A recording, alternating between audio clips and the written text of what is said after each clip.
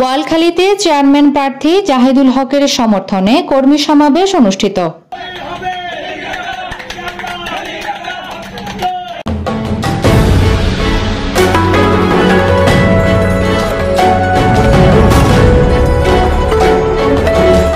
বোয়ালখালী উপজেলা পরিষদ নির্বাচনে হেলিকপ্টার প্রতীকে চেয়ারম্যান প্রার্থী মোহাম্মদ জাহিদুল হকের সমর্থনে কর্মী সমাবেশ অনুষ্ঠিত হয়েছে।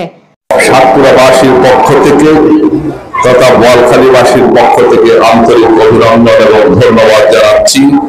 শুক্রবার 17 মে সন্ধ্যায় উপজেলার চরখিজিরপুর হাজী লাল মিয়া সরকারি প্রাথমিক বিদ্যালয় মাঠে গোলাম মোস্তফার সভাপতিত্বে ও আতিকুর রহমান আতিকের সঞ্চালনায় প্রধান অতিথি ছিলেন চেয়ারম্যান প্রার্থী মোহাম্মদ জাহিদুল হক।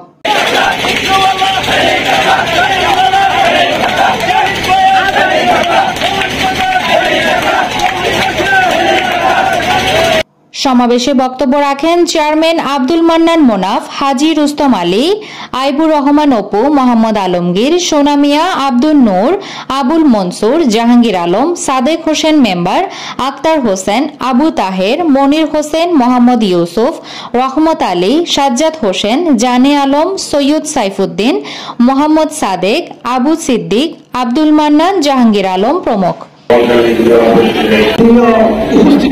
আজকে জাহিদুলকে আমি বিশেষ করে অনুরোধ করব। এ সময় চেয়ারম্যান প্রার্থী জাহিদুল হক স্মার্ট বোয়ালখালী গড়তে হেলিকপ্টার মার্কায় ভোট দিয়ে জয়যুক্ত করার আহ্বান জানান। পরে তিনি নির্বাচনী ক্যাম্প শুভ উদ্বোধন করেন।